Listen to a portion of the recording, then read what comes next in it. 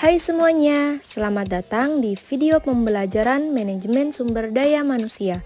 Dalam video kali ini, kita akan membahas salah satu topik penting yang memengaruhi kinerja dan motivasi karyawan, yaitu kompensasi.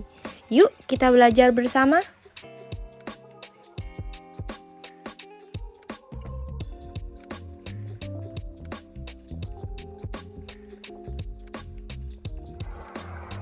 Baik, di sini ada kompensasi. Apa itu kompensasi? Kompensasi adalah semua bentuk penghargaan yang diberikan organisasi kepada karyawan sebagai imbalan atas kontribusi mereka.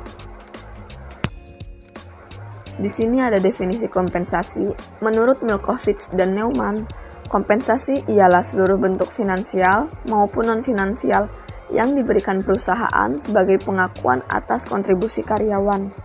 Hasibuan menegaskan bahwa imbalan ini mencakup uang dan barang, dibayar langsung atau tidak langsung, rutin atau insidental sebagai balasan atas jasa kerja. Selanjutnya ada bentuk kompensasi. Secara umum, kompensasi terbagi menjadi 3 bentuk utama. Yang pertama yaitu ada kompensasi finansial langsung yang dimana seperti gaji pokok dan bonus. Yang kedua ada kompensasi finansial tidak langsung seperti tunjangan kesehatan dan pensiun. Yang ketiga ada kompensasi non-finansial yang dimana lingkungan kerja, penghargaan, dan kesempatan untuk pengembangan karir. Selanjutnya ada teori-teori kunci. Yang pertama ada teori keadilan J. Stacy Adams. Karyawan puas bila usahanya sepadan dengan hasilnya dibandingkan dengan orang lain. Jika tidak, semangat dan kinerjanya bisa menurun. Yang kedua ada teori harapan Viktor Fromm. Motivasi akan muncul ketika karyawan percaya usaha mereka akan menghasilkan kinerja yang baik. Yang kemudian hari akan diberi hadiah. Yang ketiga yaitu ada model mediasi motivasi, yang dimana kompensasi yang sesuai meningkatkan motivasi kerja yang pada akhirnya akan memperbaiki kinerjanya. Selanjutnya ada dampak empiris kompensasi. Menurut studi Gilman DKK, di sektor layanan membuktikan kompensasi adil menaikkan kepuasan kerja dan performa sebagai pegawai. Selanjutnya ada Purba dan Setiono. Purba dan Setiono menemukan hasil serupa di industri pertambangan yang menegaskan bahwa imbalan tepat sasaran memperkuat komitmen terhadap organisasi. Dengan merujuk pada dasar teori dan temuan dari penelitian sebelumnya, kerangka teoritis untuk pembahasan ini dapat diilustrasikan melalui model berikut. Bila kita rangkum, kerangka teoritis menempatkan kompensasi sebagai variabel penentu motivasi dan kepuasan, yang pada akhirnya menggerakkan kinerja. Motivasi dapat bertindak sebagai mediator, sedangkan keadilan menjadi prasyarat agar mekanisme ini berjalan mulus. Ya, selanjutnya masuk ke dalam tujuan strategis kompensasi. Waters dan David merangkum 8 sasaran diantaranya. Yang pertama, menarik personal berkualitas. Perusahaan butuh orang-orang hebat. Untuk menarik talenta terbaik, perusahaan harus memberikan gaji dan tunjangan yang menarik. Semakin bagus kompensasinya, semakin besar peluang menarik kandidat terbaik. Yang kedua, menjaga karyawan yang ada. Gaji yang layak bukan hanya menarik orang baru, tapi juga bisa menjaga karyawan lama agar tetap bertahan. Karyawan yang merasa dihargai biasanya lebih setia dan jarang resign. Yang ketiga, menjamin keadilan. Kompensasi harus adil dan setara. Artinya, orang yang punya tanggung jawab dan kemampuan yang sama harus mendapat bayaran yang setara juga. Keadilan ini penting supaya karyawan tidak merasa iri atau dirugikan. Yang keempat, mendorong tindakan positif. Kompensasi juga bisa memotivasi karyawan agar bekerja lebih baik. Misalnya, bonus untuk mencapai target perhargaan untuk ide kreatif, dan sebagainya. Dengan begitu, karyawan akan lebih semangat dan produktif. Yang kelima ada mengontrol biaya. Perusahaan juga harus memperhatikan biaya. Kompensasi harus efisien dan sesuai anggaran. Tujuannya agar tetap kompetitif tanpa membuat keuangan perusahaan berat. Yang keenam, ada mematuhi peraturan.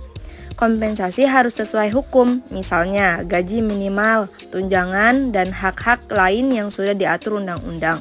Dengan patuh hukum, perusahaan terhindar dari sanksi dan menunjukkan sikap yang etis. Yang ketujuh, mendukung pemahaman bersama. Sistem kompensasi yang transparan akan membangun kepercayaan antara manajemen dan karyawan. Karyawan bisa tahu bagaimana penilaian kerja mereka berpengaruh pada imbalan yang diterima.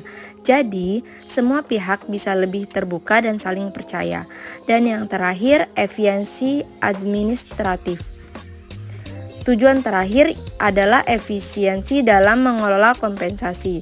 Sistem yang rapi dan mudah dijalankan akan menghemat waktu dan biaya. Apalagi jika dibantu dengan teknologi, semuanya jadi lebih praktis dan minim kesalahan. Nah, itu dia 8 tujuan utama dari kompensasi. Dengan sistem kompensasi yang baik, perusahaan bisa tumbuh bersama karyawannya. Selanjutnya, kita akan membahas prinsip utama agar sistem kompensasi bisa berjalan dengan adil, tepat, dan mendukung tujuan perusahaan. Pertama, rencana kompensasi harus selaras dengan tujuan perusahaan. Kalau perusahaan ingin meningkatkan penjualan, maka kompensasinya juga harus mendukung target itu. Yang kedua, sistem kompensasi harus jelas dan transparan. Artinya, semua aturan tentang gaji, bonus, atau insentif harus mudah dimengerti agar tidak ada salah paham. Yang ketiga, kompensasi harus bisa mendorong kinerja yang baik. Misalnya, dengan memberi bonus untuk hasil kerja yang melebihi target agar karyawan makin semangat. Yang keempat, sistem kompensasi harus fleksibel. Kalau situasi pasar atau struktur perusahaan berubah, sistem kompensasi juga harus bisa menyesuaikan. Dan yang terakhir, kompensasi harus adil dan merata. Semua karyawan harus merasa bahwa mereka diperlakukan secara setara. Kalau adil, semangat kerja naik dan resiko karyawan keluar menjadi jauh lebih kecil. Itulah 5 prinsip utama dalam menyusun sistem kompensasi yang efektif. Dengan prinsip ini, kompensasi bisa jadi alat yang kuat untuk membangun kinerja, motivasi, dan loyalitas karyawan. Kenapa kompensasi itu penting? Karena kompensasi tidak hanya sekedar gaji, melainkan ia berperan besar dalam menarik talenta, mempertahankan karyawan terbaik, serta mendorong kinerja dan loyalitas karyawan. Tanpa sistem kompensasi yang adil dan transparan, perusahaan bisa menghadapi masalah seperti tingkatan over yang tinggi, ketidakpuasan kerja karyawan, dan rendahnya produktivitas. Oleh karena itu, perusahaan perlu mengevaluasi kebijakan kompensasi secara berkala agar tetap relevan dan kompetitif di pasar tenaga kerja. Jika ingin menghasilkan kompensasi yang tepat, maka kita harus membangun SDM yang kuat. Selanjutnya ada langkah-langkah dalam menentukan kompensasi. Yang pertama, ada analisis jabatan dengan cara mengidentifikasi tugas, tanggung jawab, dan persyaratan kerja untuk ke setiap posisi. Yang kedua, penilaian jabatan, yaitu menentukan nilai relatif jabatan dibanding jabatan lain guna menjamin keadilan internal. Yang ketiga, survei gaji dan upah dengan cara membandingkan standar gaji di industri sejenis untuk menjamin keadilan eksternal. Yang keempat, penetapan gaji, yaitu menggabungkan hasil analisis dan survei untuk menentukan struktur gaji yang sesuai. Lalu yang terakhir, evaluasi dan penyesuaian berkala dengan cara menyesuaikan sistem kompensasi berdasarkan inflasi, regulasi, dan performa karyawan. Selanjutnya, ada pengimplementasian kompensasi pada studi kasus nyata di Structure Hona. Justru Syaihona menerapkan sistem kompensasi berdasarkan prinsip syariah yang menjunjung tinggi keadilan dan transparansi sebagai berikut. Yang pertama, penetapan upah disesuaikan dengan struktur jabatan dan kontribusi karyawan. Yang kedua, pembayaran upah dilakukan tepat waktu atau lebih awal jika bertepatan dengan hari libur. Yang ketiga, kontrak kerja yang jelas menjadi dasar kesepakatan antara perusahaan dan karyawan. Yang terakhir, pemberian bonus diberikan berdasarkan prestasi dan kontribusi nyata karyawan terhadap perusahaan. Distro ini juga menjaga keadilan dalam arti proporsional, artinya karyawan dibayar sesuai dengan tanggung jawabnya. Dengan begitu, semangat dan loyalitas karyawan pun meningkat. Hal ini menunjukkan bahwa penerapan kompensasi yang adil dapat meningkatkan loyalitas dan kinerja karyawan. Baik, saya akan ambil kesimpulan dari seluruh presentasi yang telah ditampilkan. Kompensasi bukan hanya soal imbalan finansial, tapi mencakup keseluruhan penghargaan atas kontribusi karyawan. Kompensasi berperan dalam menarik dan mempertahankan talenta, serta membangun keadilan dan efisiensi dalam organisasi. Dalam implementasinya, kompensasi harus mempertimbangkan prinsip keadilan, daya saing, fleksibilitas, serta peraturan hukum. Sebagai penutup, penting bagi setiap organisasi untuk merancang sistem kompensasi yang selaras dengan visi perusahaan, mampu memotivasi karyawan, dan menjamin keadilan serta transparansi.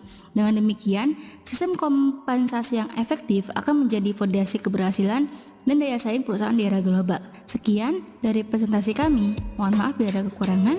Wassalamualaikum warahmatullahi wabarakatuh.